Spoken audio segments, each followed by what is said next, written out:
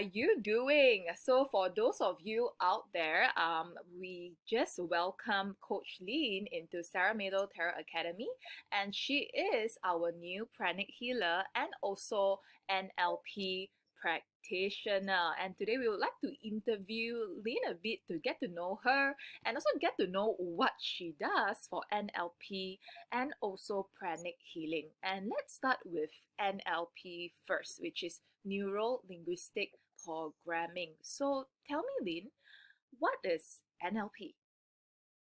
So NLP, or Neuro Linguistic Program in short, is actually a study of the human mind, human behavior, and what are some of the conscious and unconscious patterns. And it is also to allow someone to move into their desired outcomes and move on with whatever that they want in their life. I see. So, it sounds a bit like, very, very like psychology based, and definitely mental health is a very, very big thing nowadays.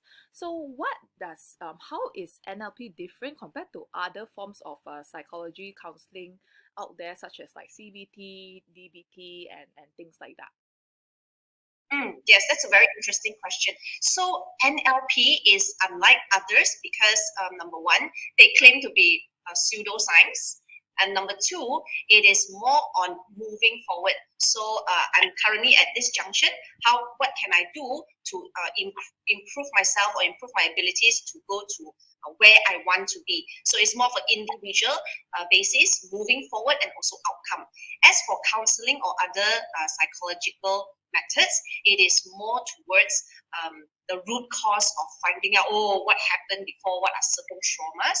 So we do not go so in depth into it. We are more on what can we do next, the things that we can control.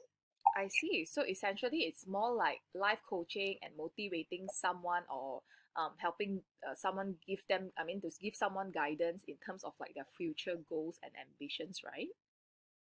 Yes, correct. And at the same time, it's also to break certain limiting beliefs of the person's unconscious mind. And certain ways that we talk or the things that we do will surpass that unconscious mind, or rather surpass the conscious mind to go into the unconscious so that they can slowly build the things that they want to do. I see. So, what are the list of things, or what can NLP actually do and help with? What's like the list of things that people can come to you for, what their personal issues. Actually, there's a lot. One of the few that I'm going to list out is, for example, trauma. Yeah, we have a timeline therapy for that. It can be limiting beliefs, certain things that, I'm afraid of cockroaches, for example. We are able to break that and transform them. Yeah, and certain, for example, I want to achieve, as simple as I want to achieve this thing that I want. And now I'm at a scale of 6. I want to reach to a scale of 10. What are some of the steps that I can do? So this is more on the moving forward towards their desired goals and direction. Okay, great. Thank you for enlightening us on like NLP. Now we are moving on to pranic healing. So, what makes pranic healing different compared to other forms of energy healing out there, such as Reiki, such as Qigong or Heigong, and also chakra healing? Yeah. So it's actually one big family. It is more on energy work, but the approach of it is different. For example, in pranic healing, the approach is distant healing. So there is a no touch basis, whereas for certain things like Reiki is more of touch, more on touch healing, but there are also a few non-touch healing. But in pranic healing, it's strictly non-touch, and at the same time, no matter where you are, for example, virtually or in other countries, we are still able to heal you through the distance. All we need is to visualize and at the same time pass the good blessings to that particular person. Yeah. And as for Qigong, it's more on building the internal self, creating the immune system from within. As for pranic healing, we can heal ourselves as well as heal others. I see. So, I understand that, from our previous discussion that pranic healing can actually do quite a lot of things. But the claim that pranic healing can heal so many kinds of ailments and diseases sometimes seems a bit too good to be true. So tell us more about, like, how can you do that, and what would you do, like, or what kind of methods would you introduce, and how does it work in terms of like healing all these ailments? Okay, awesome. So, in terms of healing, we actually have a book or like a manual for it. So, for example, cough, like simple cases like coughing, fever, hiccups, these are more on certain chakras that we will heal or recover. So, sometimes we will, for pranic healing, we heal the aura or the etheric feel of the body. So, for example, certain auras are depleted, certain auras are congested. So once we are able to scan those auras, then we will heal according to the areas. So simple cases like coughing, fever, for example, we will heal those affected chakras. As for those serious cases like cancer, or it can be even miscarriages and all that, that would be more on healing other parts of the chakra and more frequent times so that the body is healed. A lot of times it's because how come we have physical body pain is because the auric field is not strong enough to protect us. That's why it goes directly into it. So if we are able to heal the first layer, then it is better or stronger. So then it doesn't directly attack or affect our physical body. Oh, okay.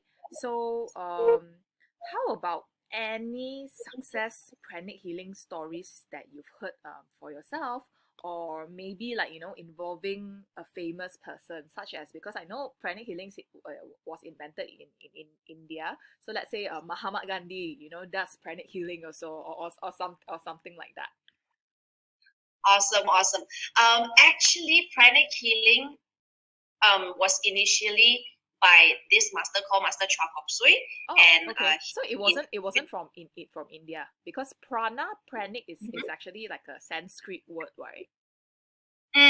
Yes, correct. But the founder who found this pranic healing is actually Philippine. Yeah, his name Oh, is okay. Master Chua Sui. Maybe he's using other like other forms and then he combined it together. I Yeah, it could see. be that way. I see. So Mm, he's a Filipino Chinese.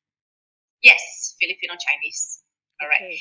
And for this pranic healing, I personally did not hear and did not heal any famous people, but I have healed my family members and the people around me, my friends, my colleagues. And one of the most impactful moments was when I'm able to heal my best friend. She had a stage 4 cancer, breast cancer, and she already cut part of her breast. So what I did on the spot was to heal her from top to toe. And through that process, she was able to feel certain immediate pains or points. So then from that moment onwards, she starts to feel, oh, okay, so this is where it's painful, this is not painful. Yeah, so she can feel it. And most of my clients or most of the people that I heal, they will usually have the impact on the first time itself. They will be able to feel certain things. Either their body is lighter or they feel better, yeah, things like that.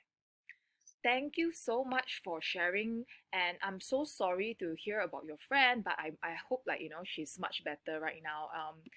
I do know of a lot of young people nowadays that s- have all these form of ailments. Even my personal friends from in their early 20s itself, they have they found lump on their breast, or they had uterus cancer. So I believe that it sounds like pranic healing is suitable for like all ages, because also that younger people are also facing this kind of issues right now. So those of you out there who wants to try either pranic healing or also NLP, you can book LYNN through my website www.picktime.com/SarahMelo Tarot to try a session with LYNN. Come with an open mind and try it at least once to see the benefit of it. And also the next 3 months we'll be offering together we'll be offering a 10% off. So it's also a great deal for all of you out there. But thank you today for sharing all these insights and for enlightening us on NLP and also pranic healing. So we hope that you know the clients will be able to benefit from your healing and also your expertise. Thank you very, very much. Thank you. Thank you. Thank